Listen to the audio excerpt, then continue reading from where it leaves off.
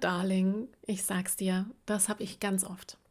Nämlich, dass ich eigentlich die vielen Anzeichen, die sich in mir schon tun, übergehe, möglicherweise gar nicht wahrnehme und dann beim nächsten Tropfen auf dem heißen Stein explodiere.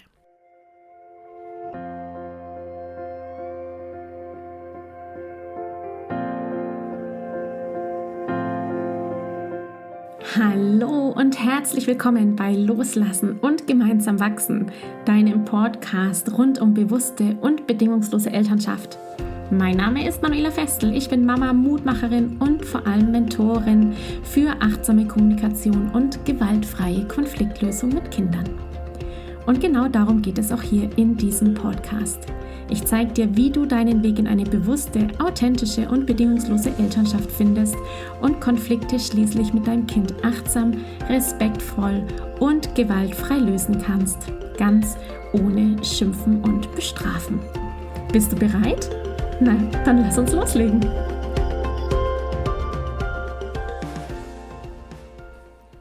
Hallo meine Liebe, so schön, dass du hier bist. Bevor wir gleich loslegen, habe ich eine ganz große Bitte an dich. Damit nicht nur du selbst keine Folge mehr verpasst von Loslassen und gemeinsam wachsen, sondern auch die vielen, vielen kostenfreien, hilfreichen Impulse mehr Mamas erhalten können, die sie vielleicht heute ganz dringend brauchen, bitte ich dich, dass du jetzt direkt auf Folgen drückst. Ich danke dir so sehr dafür. Und jetzt lass uns loslegen. Hallo, schön, dass du wieder da bist, hier bei Loslassen und gemeinsam wachsen. Wir starten direkt los mit den Anzeichen, deine mentalen Anzeichen, die körperlichen Anzeichen, deinen Reaktionsweisen, all dem, was so oft ist und damit ein Marker darstellt für liebe Mama, du darfst dich um dich kümmern. Es ist wichtig, dass du eine Pause machst. Ich habe das so oft bei mir und ich spüre meine Anzeichen und ich bin mir ganz sicher, dass du die auch merkst. Dann, wenn du gereizt bist, müde oder innerlich leer und dann das schlechte Gewissen kommt, du dir denkst, ich müsste doch eigentlich jetzt glücklich sein und es ist doch eigentlich toll und ich sollte doch jetzt Dankbarkeit machen. Es gibt so viele Anzeichen in uns drin, die uns sagen, dass wir eine Pause brauchen, dass wir uns um uns kümmern dürfen und die mag ich dir heute einmal vorstellen. Lass uns loslegen mit den mentalen Anzeichen, die in deinem Alltag möglicherweise vorhanden sind. Und ich starte direkt mit einer Geschichte. Ich könnte so viele davon erzählen, wo genau das bei mir der Fall war. Ganz klassisch, ich bin mit meinen Mädchen unterwegs. Sie erzählen mir irgendwas, was passiert ist und ich höre null zu. Ich bin überhaupt nicht präsent. Ich merke das selber bei mir, wenn ich in meinen Gedanken abschweife, während jemand mit mir spricht. Wunderbar zu sehen ist es, wenn du Beobachter bist und Menschen quasi durch ein Durchblicken. Vielleicht merkst du es selber, wenn du dein Kind anschaust oder deinen Partner anschaust und eigentlich nur starr guckst, während deine Gedanken ganz woanders sind. Also wenn wir keinen Blickkontakt haben, wenn wir durch einen anderen durchschauen oder auch der Klassiker, du bist eigentlich am Handy. Also du schaust auf dein Smartphone, während jemand was erzählt. Du bist in den Gedanken einfach ganz woanders. Das ist der Hinweis, du hast gerade viel im Kopf. Vielleicht hast du sogar Kopfschmerzen, es bereitet dir Kopfzerbrechen, da kommen wir später auch gleich nochmal zu den körperlichen Anzeichen. Um dich wieder ins Hier und Jetzt zu bringen, möchte ich dir einen Tipp geben, eine Übung geben, die unter anderem auch in Verbundensein in meiner Community Teil meiner Impulse ist. Es geht hierbei um die Achtsamkeitsübung der sogenannten 5-4-3-2-1-Methode. Bei dieser Methode geht es darum, dass du bewusst im Hier und Jetzt dich hinsetzt, ein- und ausatmest und dann deine Wahrnehmung schulst, deine Sinneswahrnehmung schulst auf 5 Dinge, die du aktuell siehst. Also du sitzt da und überlegst, was nehme ich gerade wahr, was sehe ich gerade mit meinen Augen. 4 Dinge, die du gleichzeitig hörst. Du wirst erstaunt sein, wie viele unterschiedliche Geräusche gleichzeitig auf dein Gehör einprasseln. Dann geht es um 3 Dinge, die du spürst, während du hier sitzt. 2 Dinge, die du riechst und eine, die du schmeckst. Du schärfst mit dieser Achtsamkeitsübung deine Sinne und bist voll präsent. Du musst dich nämlich in dem Moment total darauf konzentrieren, auf die Dinge, die du siehst, die du hörst, die du spürst, die du riechst und schmeckst. Und diese Übung hilft dir, dich zu trainieren darin, achtsam zu sein, im Hier und Jetzt zu sein und dich von den Gedanken, die du hast, loszulösen, um schließlich, wenn jemand anders zum Beispiel mit dir spricht, so wie meine Töchter oder mein Mann, wirklich präsent zuzuhören. Der nächste Punkt, an dem du erkennst, dass du dich wirklich um dich kümmern darfst, ist es, wenn deine Zündschnur ganz kurz geworden ist. Oh, Darling, ich sag's dir, das habe ich ganz oft. Nämlich, dass ich eigentlich die vielen Anzeichen, die sich in mir schon tun, übergehe, möglicherweise gar nicht wahrnehme und dann beim nächsten Tropfen auf dem heißen Stein explodiere. Das sind die Momente, wo zum Beispiel, ja, du eine Schere brauchst, du öffnest den Schub und die Schere ist nicht da und du explodierst. Oder da ist eine Naht, die am Pullover aufgeplatzt ist und du gehst an die Decke. Oder was mir auch schon echt passiert ist, in der Eile, ich war schon fertig, angezogen, um loszugehen und habe vergessen, Zähne zu putzen oder noch irgendeine Tätigkeit gemacht und dann habe ich irgendwelche Spritzer auf mein Oberteil bekommen. Klassisch auch, du hast ein Kleinkind und es macht ein Bäuerchen und kotzt dich an. Ich sage es jetzt einfach mal so ganz drastisch, wahr, realistisch. Oder was auch immer es ist. Ja, deine Kinder lassen die Klamotten einfach an Ort und Stelle liegen oder du siehst schon wieder den Strumpf, der irgendwo rumliegt. Oder was auch immer. Einfach diese vielen tausend kleinen Handgriffe, die du am Tag machst, die dich dann, also der nächste zusätzliche 1001. Aspekt deines Seins als Mama, der dich zur Explosion bringt. Kurzer Hinweis. Mentales Anzeichen, es ist zu viel. Der Mental Load ist zu groß. Da kommt noch eine Sache on top, nämlich du musst nochmal dich umziehen, du musst die Schere nochmal suchen gehen. Da ist nochmal etwas zum Korrigieren, Verbessern, Anpassen, was dich absolut stresst. Hier mein Tipp für dich.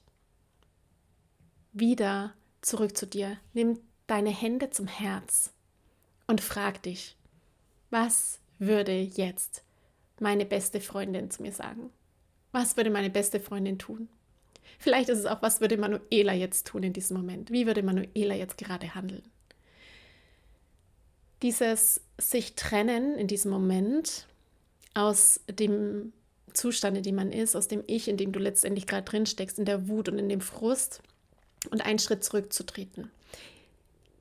Den Moment zu verlängern zwischen dem Reiz und der Reaktion. Diese Pause zu schaffen, hilft dir, um aus der Wutspirale rauszukommen und wieder klar zu denken. Zu erkennen, okay, was soll's, ich ziehe das T-Shirt einfach neu an. Oder, okay, statt der Schere nehme ich jetzt schnell das Messer. Was auch immer es in dem Moment ist, wieder zurückzukommen auf die Lösungen, die schon da sind, die dir als Fähigkeit zur Verfügung stehen und dich nicht quasi diesem bevorstehenden Wutanfall, ja, dem nachzugehen. Gleichzeitig ist das der Hinweis, und darum geht es ja in dieser Episode, der Hinweis, dass es grundsätzlich zu viel ist. Wenn so kleine Dinge dich letztendlich in die Explosion bringen, hast du zu viele von diesen kleinen Dingen. Dann gibt es einfach zu viele To-Dos in deinem Kopf, dann ist dein Mental Load so hoch, den es wirklich abzubauen gilt. Ein weiterer Aspekt oder ein weiteres mentales Anzeichen, was dir sagt, dass du dich wirklich um dich kümmern darfst, ist es, wenn du peu à peu freudlos wirst, wenn du dich emotional taub fühlst, wenn du den Eindruck hast, nur noch beschwert, da liegt das Wort Schwere drinnen, beschwert bist. Wenn das der Fall ist, sollten deine Alarmglocken so laut klingen, dass du Ohrenschmerzen bekommst. Denn die Freude ist unsere höchste Emotion. Und diese Emotion, deswegen sind wir da, damit wir diese erleben können, damit wir Freude und Liebe leben können. Ich mag dir an dieser Stelle einmal die Emotionsleiter vorstellen, die Emotionsleiter von Abraham Hicks. In der Emotionsleiter von Abraham Hicks steht die Liebe, die Freiheit, die Freude ganz oben. Wir sind in der Lage, Emotionen durchzustehen und in dieser Leiter von oben nach unten zu laufen. Ganz unten in dieser Leiter, die erste Stufe sozusagen dieser Emotionsleiter, ist die Depression und ist die Angst und ist die Kraftlosigkeit. Dazwischen finden wir dann weitere Emotionen wie Wut oder Scham oder Zweifel, Pessimismus, Hoffnung, Optimismus, der Glaube, der Enthusiasmus, die Leidenschaft und dann eben die Freude. Es sind 22 Emotionen, die du in dieser Emotionsleiter findest. Und wenn du merkst, du kommst gar nicht mehr nach oben, du empfindest gar keine Freude mehr, dann ist einfach der Zeitpunkt gekommen, dich wieder zu erinnern. Und das ist mein Impuls für dich. Wenn du merkst, du wirst freudlos, sollten nicht nur deine Alarmglocken so laut klingen, dass es dir wehtut in den Ohren. Ein noch größeres Anzeichen gibt es beinahe nicht, dass du dich um dich kümmerst, sondern es ist auch mega wichtig, dass du anfängst, ein Tagebuch zu schreiben. Ein Tagebuch über deine Erfolge und über die Dinge, die dir Freude bereitet haben oder bereiten. Also schreib dann wirklich aktiv auf, was dich glücklich macht oder was dich früher glücklich gemacht hat, damit du dich wieder daran erinnerst, an dieses Gefühl von Freude und Gelassenheit und Liebe in dir drin. Wenn es nämlich soweit ist, dass wir keine Freude mehr empfinden, dann hat dein Körper deine Gedanken konditioniert, dann bist du in einem Teufelskreis drinnen, in dem deine negativen Gedanken dazu führen, dass du dich schlecht fühlst und das Schlechtfühlen weiterhin negative Gedanken hervorbringt. Und somit bist du in diesem Kreislauf von Frust oder Wut und Traurigkeit. Den kannst du erst dann durchbrechen, wenn du wieder aktiv diese Gedanken durchbrichst, wenn du aktiv dich bemühst zu erinnern an schöne Momente, die du schon erlebt hast, an die Freude, die du schon gefühlt hast. Wenn du zum Beispiel aktiv in der Meditation dich in dieses Gefühl von Freude hineinversetzt und bettest. Ja, also das liegt mir wirklich sehr am Herzen, dass du dich dann da an das erinnerst, was schon in dir steckt, weil die Antwort für alles ist ja bereits in dir drin. Wir sind manchmal so in diesem Kreislauf drinnen, dass wir meinen, nicht mehr rauszukommen, aber es besteht immer und immer die Möglichkeit, die Gedanken zu verändern, mit den gewissen Tools auch an dein Unterbewusstsein ranzukommen und natürlich auch mit bewussten Tools, wie jetzt zum Beispiel das, was ich dir gegeben habe, mit dem Tagebuch, mit dem Freudetagebuch, Erfolgstagebuch, dir Werkzeuge an die Hand zu geben, die dir helfen, diesen Strudel zu durchbrechen. Wenn wir uns die körperlichen Anzeichen anschauen, die ganz laut danach rufen, dass du eine Auszeit brauchst, dass du dich wirklich um dich kümmern darfst, dann nehmen wir sofort natürlich erst einmal die Tatsache her, dass dein Körper das Spiegelbild deiner Seele ist. Das heißt, dein Körper und die Krankheiten, die wir haben oder die Schmerzen, die wir haben, ist eine Art Sprache deiner Seele zu dir. Diese Sprache, die sich in diesen körperlichen Symptomen zeigt sich aber auch so wunderbar in Sprachbildern in unserer Sprache. Ich gebe dir ein Beispiel.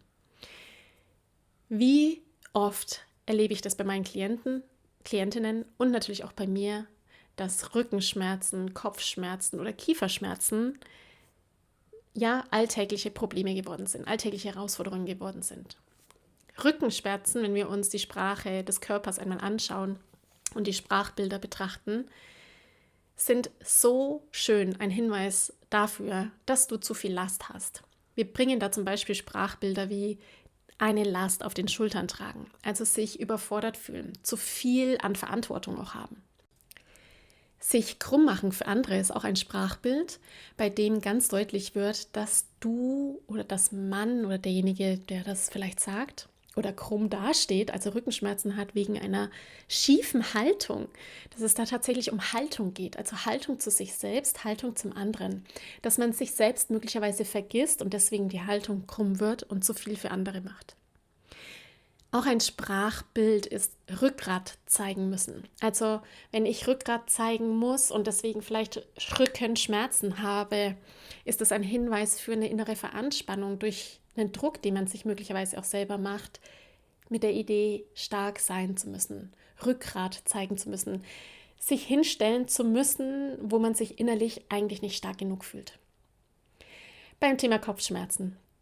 Sich den Kopf zerbrechen, der Kopf raucht, etwas geht einem nicht auf den Kopf. All das sind sprachliche Bilder, Sprachhinweise für, man hat zu viele Gedanken, man hat einen Mental Load. Es ist einfach ein Thema da, das einen toujours beschäftigt. Also man befindet sich möglicherweise auch in einer Dauergedankenschleife, was dann im körperlichen Symptom als Kopfschmerzen sichtbar wird. Bei den Kieferschmerzen und Zahnschmerzen ist es sehr ähnlich. Da gibt es die Sprachbilder wie auf die Zähne beißen, auf Granit beißen, sich einen Zahn ausbeißen. Also die Anspannung beim Beißen wird da so schön auch in der Sprache sichtbar. Dieses ich kämpfe mich durch etwas durch. Ich versuche verbissen, auch dieses Verb, ich versuche verbissen etwas zu erreichen. Da hängt so viel Krampfhaftes, die Hände zusammendrückendes, Ziehendes in der Sprache drinnen, was sich dann im körperlichen Symptom durch das Aufeinanderbeißen, das mache ich jetzt gerade direkt, während ich diese Episode aufnehme, diese Anspannung, die da sichtbar wird, dieser Druck, der da vorhanden ist, der wird da in diesem Sprachbild auch wunderbar deutlich. Wenn also dein Körper in irgendeiner Form diese Anzeichen bringt oder überhaupt Anzeichen oder Erkrankungen bringt, dann sei erinnert daran, dass das immer die Botschaft deiner Seele ist. Deine Seele möchte dir etwas mitteilen. Sie möchte dir sagen, nicht nur, hey, nimm dir jetzt endlich Pause, Zeit, gib dir Zeit zu heilen, gib dir auch Zeit, ein Thema anzuschauen, das ich da mitbringe. Ich zeige dir auch schon den Weg dorthin, nämlich vielleicht ist es einmal ein Gedankenthema, es ist einmal zu viel Verantwortung, es ist zu viel Kontrolle oder der Wunsch nach Kontrolle, also Thema Loslassen, was wir jetzt bei den Kieferschmerzen zum Beispiel hätten. Das gibt es auf ganz verschiedenen Ebenen, gibt es wunderbare Bücher dazu. Ich empfehle mal Rüdiger Dahlke an dieser Stelle. Auch Kurt Tepperwein hat viel dazu geschrieben, zu den Anzeichen des Körpers und wie die eben auf Seelenebene mit dir kommunizieren. All das sind Anzeichen für dich, dass du sagst, okay, da ist was und das möchte ich mir anschauen. Daher für dich, mach doch einfach mal einen Check-in. Ein Check-in, die klassische Achtsamkeitsübung, der Bodyscan, ist genau diese Verbindung, die du mit dir aufbaust, indem du sagst, okay, jetzt mache ich einen Check-in, ich scanne mal meinen Body, ich scanne mal meinen Körper und schaue, wie es mir eigentlich wirklich geht. Ich lasse jetzt mal zu, alles zu spüren, von den Füßen über die Knie bis zum Becken und zum Bauch und den Armen, dem Kopf. Jeden Fleck meines Körpers einmal durchzugehen und zu spüren, wie geht es mir gerade. Wie geht es meinen Händen? Kann ich nicht loslassen? Kann ich etwas nicht aus der Hand geben? Sind meine Knie weich? Habe ich Schmetterlinge im Bauch? Ja, all das, was wir sprachlich wunderbar darstellen, aktiv zu spüren und zuzulassen, was dann da an Botschaft für dich kommt. Ein weiterer Punkt bei den körperlichen Anzeichen ist deine Müdigkeit. Wie oft und wie stark ist das Thema ich habe nicht genug Schlaf, gerade bei Mamas quasi verankert. Dieses ich komme nicht zur Ruhe. Ständig ist immer was. Ich brauche abends noch Zeit und gehe spät ins Bett und bin morgens müde. Also die Tatsache, dass du viel mehr Schlaf bräuchtest, als du es dir eigentlich erlaubst. Oder du gehst ins Bett und kannst nicht einschlafen, weil dein Kopf die ganze Zeit rattert. Hier mag ich dir so sehr ans Herz legen, dir gerade dann, wenn du kleine Kinder hast, ehrlich, das ist mein absolutes, größte Bitte, die ich habe. Erlaub dir zu schlafen. Könnte ich heute die Zeit zurückdrehen und Dinge anders machen, ich würde nicht mehr abends wach bleiben und irgendwie diese To-Do-Liste in meinem Kopf versuchen abzuarbeiten oder diese Idee von, jetzt möchte ich mit meinem Mann Zeit verbringen, weil jetzt endlich schlafen die Kinder. Ich würde all das streichen und mir erlauben zu schlafen. Schlafentzug ist Folter.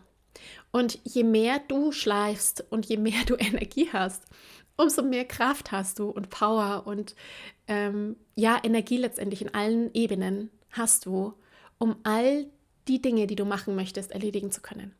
Es ist ein falscher, nicht dienlicher Gedanke zu denken, jetzt, wenn alle schlafen, jetzt, wenn die Kinder schlafen, jetzt bin ich dran. Du bist wichtig und je mehr Energie du durch Schlafen bekommst, umso leichter fallen dir alle anderen Aufgaben, wenn du wach bist.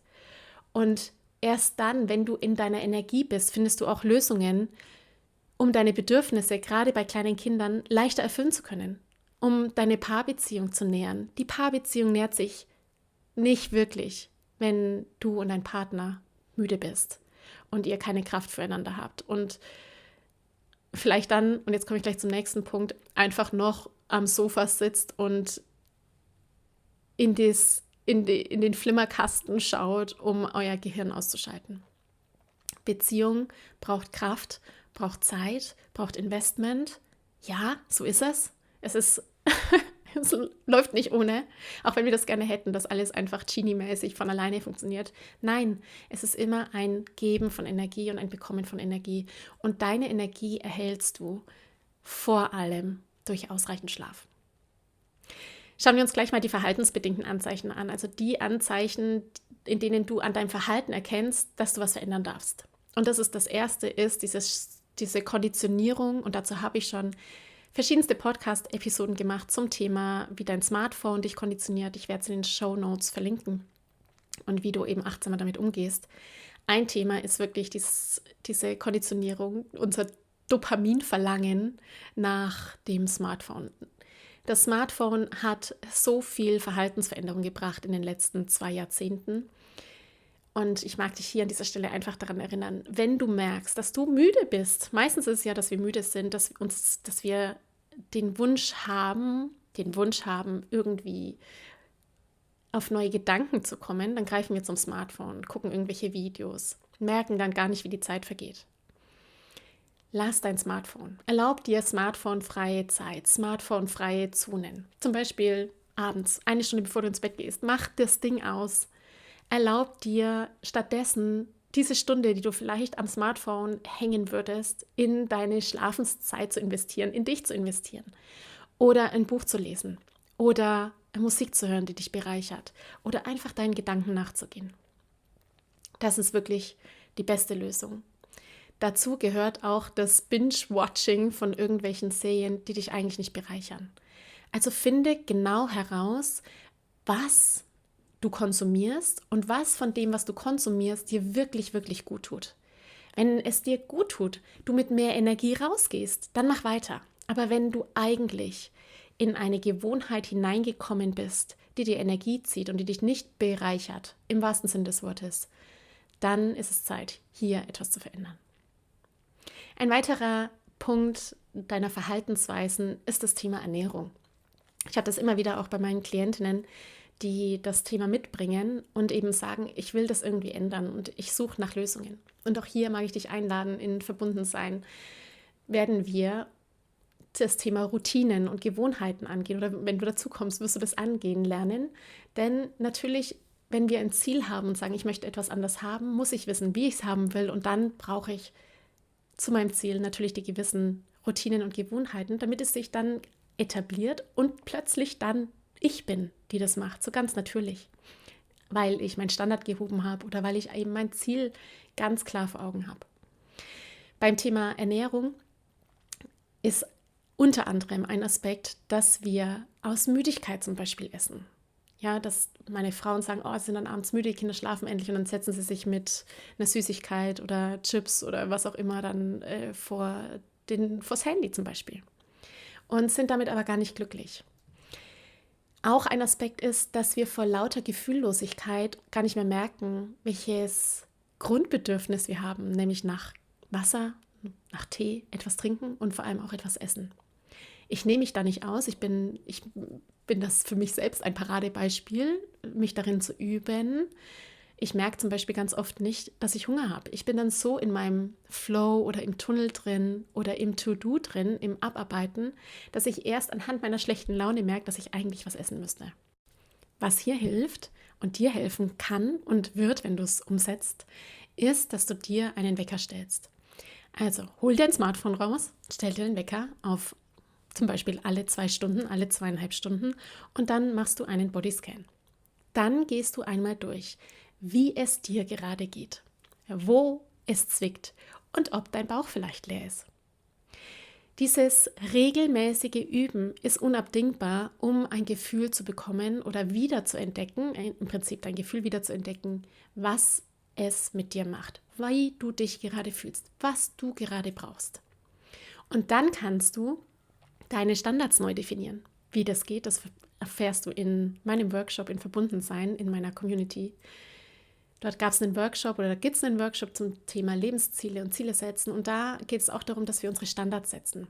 Also was könnte dein Standard sein im Bereich Ernährung, im Bereich Bewegung? Und wie möchtest du den definieren und dann natürlich einhalten? Ein Standard könnte zum Beispiel sein, zu sagen, abends nach 19 Uhr möchte ich nichts mehr essen. Und das ist einfach dein Standard. Das ist für dich dein inneres Commitment und deine Regel. Ein weiterer Punkt ist das Anzeichen, dass du keine Lust mehr hast auf Nähe oder Sex. Wenn du merkst, dass die Freudlosigkeit und Lustlosigkeit in dein Leben eingetreten ist, und dann ist das auch ein Marker dafür, dass du wieder viel mehr mit dir in Verbindung gehen darfst. Viel mehr zu dir kommen darfst, um dich wieder zu spüren. Das ist der erste Schritt. Denn erst wenn du dich wieder spürst, kannst du geben. Erst dann kannst du nach außen hin wieder Nähe zulassen.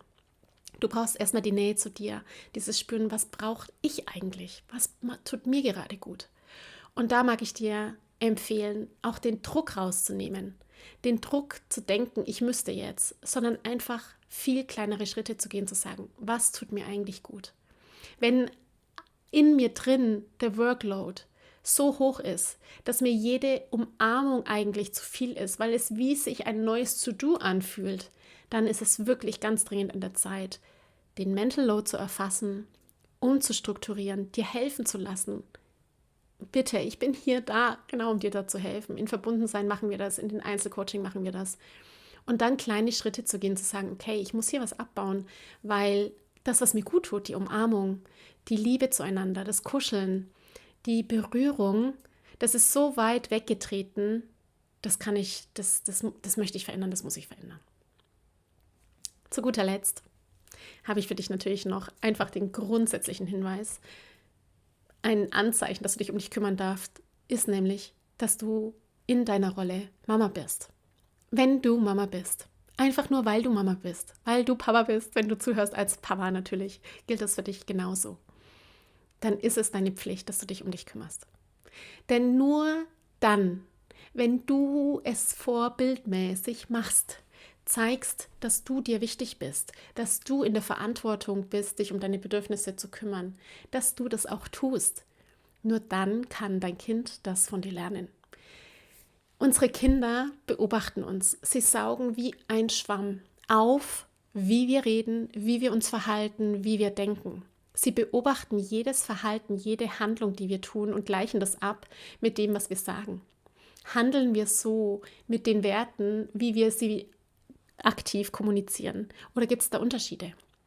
Wenn unsere Kinder aufwachsen damit, dass wir toujours arbeiten und nichts wichtiger ist als Arbeit und wir unsere Grenzen überschreiten, wir vielleicht schlechte Laune haben, schreien, uns nicht um uns kümmern, nicht ausgeglichen werden, dann können unsere Kinder auch keine Strategien lernen, wie sie zukünftig mit Emotionen wie Wut, Angst und Trauer umgehen. Sie können auch nicht lernen, was sie tun können, wenn sie energielos sind, weil sie es nie von uns gesehen haben. Ich weiß, dass das eine große Verantwortung ist. Und das ist Muttersein, das ist Vatersein. Es geht einher mit Verantwortung. Und allein die Tatsache, und letztendlich könntest du auch sagen, es ist so einfach. Einfach, weil ich bin. Einfach, weil ich bin. Zum einen, weil ich Mensch bin und zum anderen, weil ich Mutter bin, weil ich Mama bin. Ist es meine Pflicht, mich jeden Tag um mich zu kümmern und achtsam, respekt- und liebevoll mit mir umzugehen. Ich hoffe, dass du hier in dieser Episode ein paar Impulse bekommen hast, dass du dich vielleicht in dem einen oder anderen Anzeichen wieder entdeckt hast und dich erinnerst, okay, ja, stimmt. Wenn ich nicht mehr merke, dass ich Hunger habe, dann mache ich wieder einen Bodyscan und ich kümmere mich um mich jeden Tag in kleinen Schritten. Und das ist das, worum es geht. Es geht darum, dass du ganz kleine Schritte gehst. Jeden Tag ein ganz kleiner Schritt, der in der Summe dann zu einem richtig großen Sprung wird. Ich danke dir, dass du heute wieder mit dabei warst. Wenn du magst, komm gerne auf die Warteliste von Verbundensein. Verbundensein ist mein Ort, meine Community von Frauen, die sich auf den Weg machen in der bewussten Elternschaft. Hier in Verbundensein geht es um dich. Es geht darum, dass du deinen Stress erkennst, dass du deinen Mental Load loslassen kannst, dass du neue Strukturen findest und vor allem auch dich neu ausrichtest. Das heißt, Klarheit bekommst, wer du sein willst, wie du dein Leben gestalten willst als Mensch, Frau und vor allem Mutter. Und letztendlich mit den geeigneten Werkzeugen alles lernen kannst, alles lernen wirst und begleitet bist durch wunderbare Frauen in dieser Community. Es gibt hier Kurse, es gibt Impulse, es gibt hier ganz viel zu entdecken. Ich freue mich, wenn du dazu kommst. Den Link findest du in den Shownotes. Wir sehen uns nächste Woche wieder. Mach's gut. Ciao, ciao. Ich danke dir von ganzem Herzen, dass du dir heute Zeit genommen hast, diese Podcast-Folge anzuhören. Wenn du noch mehr Impulse, Ideen oder Inspirationen auf deinem ganz persönlichen Weg zur bewussten und bedingungslosen Elternschaft suchst, dann abonniere unbedingt meinen Newsletter oder du folgst mir auf Instagram, Facebook oder Telegram. Wenn dir die Folge gefallen hat, freue ich mich natürlich riesig über einen Kommentar und natürlich, wenn du die Folge bei deinen Freunden und Freundinnen teilst und meinen Podcast abonnierst. Jetzt wünsche ich dir aber alles Gute. Wir hören uns sicherlich bald. Viele liebe Grüße. Ciao, ciao.